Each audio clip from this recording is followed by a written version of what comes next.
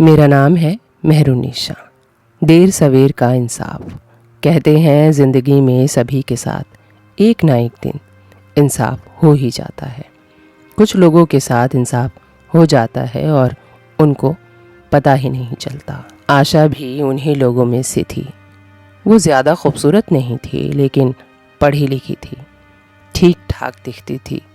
उसके माँ बाप ने उसकी शादी एक सरकारी नौकरी करने वाले से करा दी, लेकिन उसकी उम्र 15 साल ज़्यादा थी और उसके सर पे एक भी बाल नहीं थे। जब वो दोनों साथ बाहर जाते तो लोग कहते कि आशा, तुम तो इनकी बेटी जैसी लगती हो। तो एक दिन आशा के पति ने उससे कहा, तुम ज़्यादा खाना खाया करो ताकि तुम मोटी हो जाओ और तुम्हारी उम्र मेरी जितनी लगे। तो आशा को हंसी आ गई। आशा ने कहा यूं ही मजाक में कि आप अपना वज़न क्यों नहीं कम कर लेते। ये बात सुनते ही आशा के पति ने ज़ोरदार थप्पड़ मारा। अभी तो आशा की शादी को 4 दिन भी नहीं हुए थे।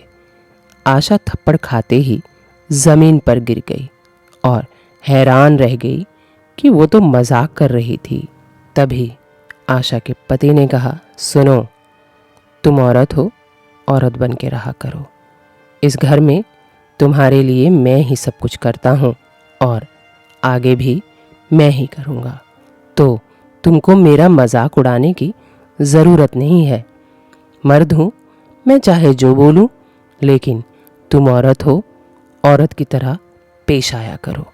तुम्हारा कोई हक नहीं बनता कि तुम मेरा मजाक उड़ाओ। आशा ने मुंह पे हाथ रख के उठी और बोली, मैं मजाक नहीं उड़ा रही थी, मैं तो बस बात कह रही थी। तब उसके पति ने कहा, तुम्हें कोई हक नहीं बनता मुझसे इस तरह बात करने की। आशा सोच में पड़ गई कि आखिर मैंने ऐसी कोई बात तो कही नहीं थी कि जिससे इनको इतना बुरा लग जाए।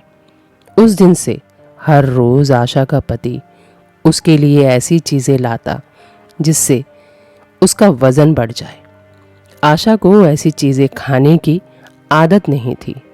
कभी उसका पेट खराब हो जाता, कभी उसकी तबीयत खराब हो जाती। जब इस बात पे वो डॉक्टर के पास जाने के लिए कहती तो वो साफ मना कर देता और कहता, तुमको ऐसी ही चीज़ें खानी पड़ेंगी ताकि तुम्हारी उम्र मेरे जितनी लगे। तली भुनी चीज़ें खाने से आशा का वज़न तो बढ़ गया, लेकिन बड़ी अजीब सी दिखने लगी। लोग उसको कहने लगे, तुम्हें हो क्या गया है? तुम पहले तो खूबसूरत दिखती थी, अब अजीब सी दिखती हो, आंटियों की जैसी। क्या हो गया है? अभी 6 ही महीने तो हुए हैं तुम्हारी शादी को, ज़्यादा वक्त भी नहीं हुआ है और तुमने अपना वज़न बढ़ा लिया। क्या बात है? सरकारी मुलाजिम है तुम्हारा आदमी, तो ज़रूर ऊपर का खिलाता होगा, लेकिन सच बताऊं, तुम बड़ी बेकार सी दिख रही हो। उसकी सहेलियां उससे ऐसा कहती और आशा का पति मानता ही नहीं। रोज़ उसके लिए तला भुना ऐसा खाना लाता जिससे उसे खा के तबीयत तो ख़राब रहती ही, साथ में उसका वज़न बड़े बेढंग तरीके से बढ़ता जा रहा था। एक दिन दोनों साथ में कहीं जा रहे थे, तभी किसी ने कहा, ये तुम्हारी बीवी को क्या हुआ है? ये तो बड़ी खूबसूरत हुआ करती थी, कैसी हो गई है अजीब सी। आशा का पति वहाँ तो मुस्कुरा के चला आया, लेकिन घर में ला के आशा को इतनी गालियाँ दी और इतना बुरा कहा, उसके माँ बाप तक को गाली दी कि मेरे दोस्तों के सामने, मेरे रिश्तेदारों के सामने मेरा मजाक बनाया। अपना ख्याल नहीं रखती हो, कैसी दिख रही हो, सब मुझ पर हंस रहे हैं। आशा समझ नहीं पाई कि आखिर ये चाहता क्या है। पहले मोटा कर दिया, अब कह रहा है मैं अच्छी नहीं दिखती। अजीब सा रवैया था उसके साथ उसके पति का। आशा ने कहा, ठीक है, आप मुझे पैसा दें, मैं जिम ज्वाइन कर लेती हूँ। उसके पति ने साफ मना कर दिया, कहने लगा, तुम्हें पैसों की ज़रूरत है तो तुम कमाओ, तुम भी पढ़ी लिखी हो, तुम अपना काम ढूंढो और अपने खर्चे खुद उठाओ। मेरे पास तुम्हारे इन फजूल खर्ची के लिए पैसे नहीं हैं। आशा को समझ नहीं आ रहा था कि आखिर ये हो क्या रहा है और ये किस तरह का, किस मिजाज का आदमी है। वो कभी कहता है नौकरी करो, कभी कहता है मोटी हो जाओ। आशा का सर घूम गया। उसने सोचा मैं इससे बात करूंगी। जब आशा उससे बात करने की सोची तो वो उससे मारपीट करने लगा और कहने लगा कि तुम अपनी नौकरी ढूंढो और अपने खर्च खुद उठाओ, मेरे पास तुम्हें देने के लिए पैसे नहीं हैं। तो आशा ने अपने लिए नौकरी ढूंढ ली। उसे एक स्कूल में टीचर की नौकरी मिल गई। आशा अपनी नौकरी में मसरूफ़ रहने लगी। ये बात भी उसके पति को अच्छी नहीं लग रही थी कि वो उसके लिए टाइम नहीं देती। फिर एक दिन यूं ही झगड़ा करने लगा कि तेरे पास मेरे लिए वक्त नहीं है। जब आशा उसकी बात का जवाब देने लगी तो वो इतनी ज़ोर से चिल्लाया कि उसे अजीब किस्म का दौरा पड़ गया। आशा ने जल्दी से डॉक्टर को बुलाया तो डॉक्टर ने उसे हॉस्पिटल में भर्ती करने की सलाह दी। जब उसे हॉस्पिटल ले जाया गया तो पता चला कि इसे लकवा मार गया है। इसका पूरा शरीर अकड़ चुका था और वो सिर्फ आंखों से देख सकता था, ना हिल सकता था और ना ही बोल सकता था, बस आंखों से देख सकता था। डॉक्टर ने कहा इसे यहाँ से ले जाओ और इसकी देखभाल करो, क्योंकि हॉस्पिटल में रख के हॉस्पिटल का खर्चा उठाना मुमकिन नहीं होगा तुम्हारे लिए। आशा सोचने लगी कैसी किस्मत है मेरी कि जब ये बोलता था तो बस चिल्लाता था, अब नहीं बोलता तो मुझे बुरा लग रहा है। आशा अपनी नौकरी भी करती और उसकी देखभाल भी करती। उसने कभी पैसे तो नहीं दिए और ना ही कभी उसकी पैसों से मदद की, ना ही ये बताया कि वो पैसे कहाँ रखता है, उसका अकाउंट कौन सा है। कभी इस बारे में उसने नहीं बताया था। वह अपने पति की सेवा भी करती और बाहर नौकरी भी करती। अब आशा की इज्जत उसके पति की आंखों में दिखने लगी थी। वो सोचने लगा था कि कैसी औरत है, और ये बात उसकी आंखों में उसके लिए इज्जत, मान सम्मान दिख रहा था। अफसोस की बात ये थी कि वो अपनी आवाज़ में उसकी तारीफ नहीं कर सकता था, क्योंकि वो बोल नहीं पाता था ना, और वो सिर्फ देखता रहता था। वो कि कैसी औरत है, मैंने इसके साथ इतना बुरा बर्ताव किया और ये अभी भी मेरा साथ दे रही है। इसके अलावा कोई नहीं है जो उसके लिए पूछने भी आ जाए। उसके रिश्तेदार भी थे, उसके दोस्त भी थे जो उससे पैसा उधार लिया करते थे, लेकिन जब से वो बीमार पड़ा था ना कोई देखने आया था और ना ही किसी ने उसका हाल पूछने के लिए फ़ोन किया था। आशा को अब घर चलाने में बहुत मुश्किल हो रही थी। उसे पैसों की बहुत ज़रूरत थी। उसने अपने पति के दफ्तर में फ़ोन किया, तनख्वाह का क्या हुआ? अगर मुलाजिम बीमार हो तो क्या उसकी तनख्वाह नहीं मिलती? उसके दफ्तर से जवाब आया कि हाँ मिलती है, लेकिन उसके लिए बहुत सारे पेपर पर आपको साइन करने पड़ेंगे, जिसमें आपके पति के साइन भी चाहिए। वो साइन तो नहीं कर पाया, लेकिन जब आशा अंगूठा लगवाने गई तो उसके पति ने एक अजीब सा इशारा किया बाथरूम की तरफ। लेकिन उसे बाथरूम तो नहीं जाना था, क्योंकि वो अभी अभी बाथरूम से आया था। आशा को समझ नहीं आ रहा था आखिर ये कहना क्या चाहते हैं। उसने कहा, मुझे आपके इशारे समझ नहीं आ रहे। आप क्या कहना चाह रहे हैं? क्या आपको कुछ चाहिए? दोबारा आपको बाथरूम जाना है? लेकिन उसके पति ने ना में सिर हिलाया और फिर बाथरूम की तरफ इशारा किया, लेकिन आशा को तब भी समझ में नहीं आया।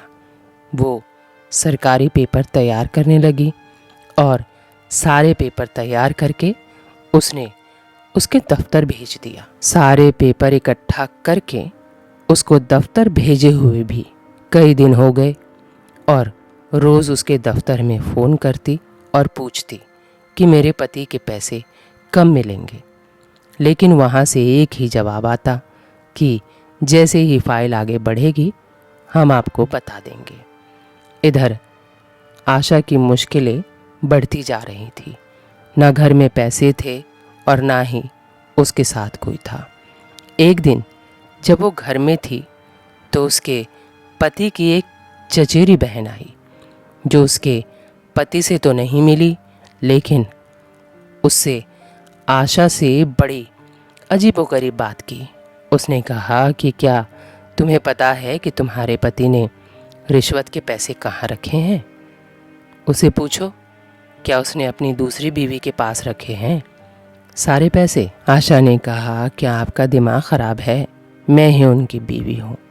और जब आशा ने उसे डांटा तो वो भड़क गई और कहने लगी, तुम भी बदतमीज़ हो अपने पति की तरह। तुम्हारा भी वही हाल होगा जो तुम्हारे पति का हुआ है। ऐसा कहकर वो चली गई। जब आशा कमरे में गई तो उसका पति औंधे मुंह बाथरूम की तरफ पड़ा हुआ था। वो जल्दी से गई और उसने अपने पति को उठाया और उठाकर जैसे ही बिठाया तो उसकी सांसें नहीं चल रही थी। उसने तुरंत डॉक्टर को फ़ोन किया तो डॉक्टर आया। उसने बताया कि ये जिंदा नहीं है। आशा को डॉक्टर ने दिलासा देते हुए कहा कि देखो, दुखी मत हो, अच्छा ही हुआ। उसकी बीमारी वैसे भी ठीक होने वाली नहीं थी।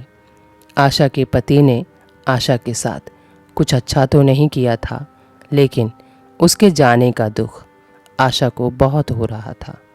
वो दुखी थी और रो रही थी और सोच रही थी, कैसी किस्मत है मेरी। मेरा पति मुझे कुछ समझता नहीं था, हमेशा मुझे मारता पीटता रहता था, लेकिन पति तो था, अब वो भी नहीं रहा। ओह हाय रे मेरी किस्मत। ये सोचकर आशा अभी तो रो ही रही थी जब तक बरामदे से हाय तौबा की आवाज़ आने लगी। वो जैसे ही बाहर आई तो एक औरत थी, उसके हाथ में 2 बच्चे थे और वो चीखे मार मार कर कहने लगी, कहाँ है मेरा पति? आशा बहुत आश्चर्य में पड़ गई। उसने सोचा शायद उसकी चचेरी बहन सही कह रही थी। आशा ने उसे बताया कि वो अब नहीं रहे, जाओ जाकर देख लो। ऊपर वो औरत और छाती पीट पीट कर रोने लगी, कहने लगी, मुझे मेरे बच्चों का हक चाहिए। उनके ऑफिस से जो पैसे आए होंगे मुझे वो चाहिए। आशा ने कहा, अभी तक नहीं आए हैं, जब आएंगे तो मैं तुम्हें दे दूंगी। आशा अपनी किस्मत पर और ज़ोर ज़ोर से रोने लगी। कई महीने गुजर गए, लेकिन ऑफिस से पैसे नहीं मिले। शायद वो लोग पैसा देना ही नहीं चाहते थे। ऊपर से वो औरत रोज़ आकर आशा का सर खाती। फिर एक दिन आशा की जो पुरानी नौकरानी थी वो उस वक्त घर में थी। तभी वो औरत आई। जैसे ही वो औरत वापस गई तो नौकरानी ने कहा, नहीं, मैंने इसको कहीं तो देखा है, ये इसके बच्चे नहीं हैं। ये औरत झूठी है, ये गलत गलत काम करती है। ये ऐसे ही लोगों के घरों में जा जाकर यूं ही उनकी बीवियों से पैसे ऐंठ लेती है, मर्दों से भी पैसे ऐंठती है। ये इसका पेशा है। तो आशा सोचने लगी कि जितना मैं सोच रही हूँ मेरे पति उतने बुरे नहीं थे। आशा ने जब उस औरत की खोजबीन की तो पता चला वाकई में उसका वो धंधा था। खैर, लेकिन आशा जब भी बाथरूम जाती तब भी उसके पति का वो इशारा उसे याद आता, लेकिन वो बाथरूम को पूरा छान चुकी थी।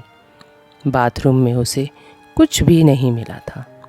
एक दिन वो बाथरूम की सफाई कर रही थी, तभी उसका पैर फिसला और वह बाथरूम के दीवार से जा टकराई।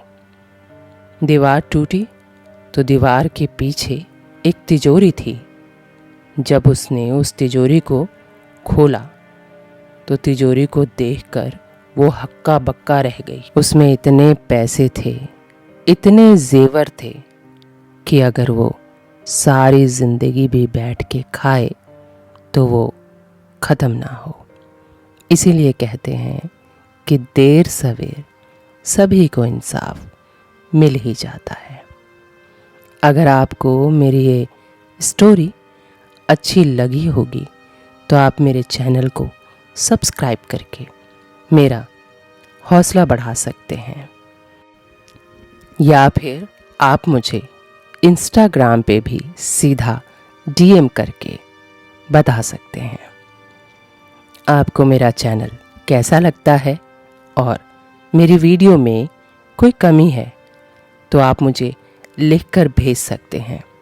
मैंने अपना इंस्टा हैंडल इस वीडियो के बायो में दे दिया है, तो ज़रूर लिख भेजिएगा, मैं इंतज़ार करूँगी। Thank you for watching.